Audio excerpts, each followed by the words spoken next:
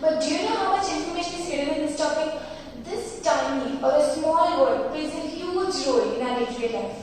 Let's start with what is confidence. The feeling or belief that one can have faith on someone or something is called confidence. Well, I always had a question in my mind that how do we know we are confident or not? Few points I noticed in confident people, especially my father who inspired me to take this topic are confident people are never afraid to talk to anyone. They never think about what others think about them. They focus on their strengths and they're never afraid to do something. Now let us know the importance of confidence. Confidence is believing in yourself, feeling comfortable in your true self, knowing you have worth. If you're confident, people believe you. Confidence is attractive, it brings success. It helps you connect with others easier and generally you feel happier. Do you remember the first time when someone told you to be confident? Well, I do.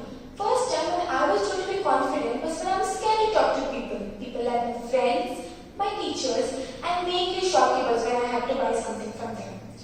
This was my problem, and this was the first time when my father told me to be confident. Confidence is a necessary spark of everything that follows. It's the difference between being inspired and actually getting started. It's the difference between trying and doing until it's done. It's the only thing which keeps you going even when you fail. We all are aware of the positive side of the confidence, which are, it helps you get rid of your fear, it helps you improving yourself. Only those who can risk going too far can get to know how far one can go. Speaking confidently shows how you do your work with perfection. If you speak confidently, people start gaining trust on you. Till now, we were just talking about the positive side of the confidence. But just like a coin, even confidence has two faces. Yes, sometimes it can prove to be very dangerous. Let's see how. Confidence can make you overconfident. Pride comes before a fall. If you're confident, then your friends, your family members or your relatives may think you have attitude problem. Since confidence helps you get rid of your fear of doing something, you may take a wrong step. Moreover, the ways to improve self-confidence is easier as long as you have strong willpower to follow and never give up. Few ways to improve self-confidence are setting realistic goals, learning, believing in yourself, thinking positively. A self-confident person is an optimist, loving, independent, self-controlled and a self-respect person. He or she knows about one's abilities very well. He or she has a good body language and a positive posture.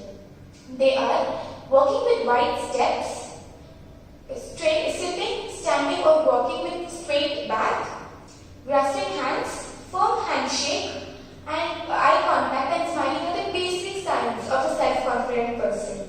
In contrast, a lack of self-confident person is inferior, isolated, depressed, pessimist, and a very confused person. He or she has a buggy, blank, or a confused face with bent shoulders. You need to think positively even though you are feeling negative. Confused, right? Let me start clearing your doubts with an example. Think you have lost a competition. No matter you are feeling depressed, embarrassed, disappointed, angry, or even worse, initially calm down. Think about the best moment you had in your life. It may be something related to your family or the success you desired. As you keep thinking, few questions start arising from your mind telling that, how stupid can I be? If I would have done that, I would have surely won the competition. These are the negative questions which arise in your mind. But the task is to turn them into positive. Find a way or the opportunity by telling yourself, yes, I can do it. I can try the next competition or the upcoming competition. I can try harder and I can win the next competition. This is how you turn a negative thought into a positive thought. Well, I would like to tell you all how I became a confident person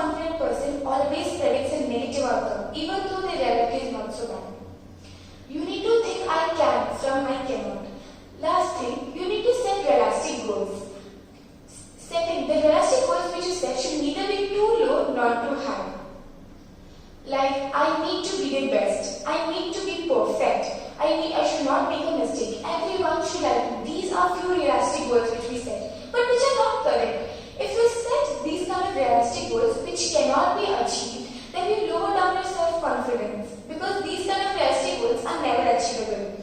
Realistic goals should be set according to your focus, your strength, your target or your decision. Last but not the least, another way to improve self-confidence is by learning. A self-confident person learns a lot by making a lot of mistakes. He or she is ready for a failure and accepts the failure and finds where he or she goes wrong. Well, with all this, I would like to say I'm the captain of my ship and master of my fate. Believe you can and you're halfway.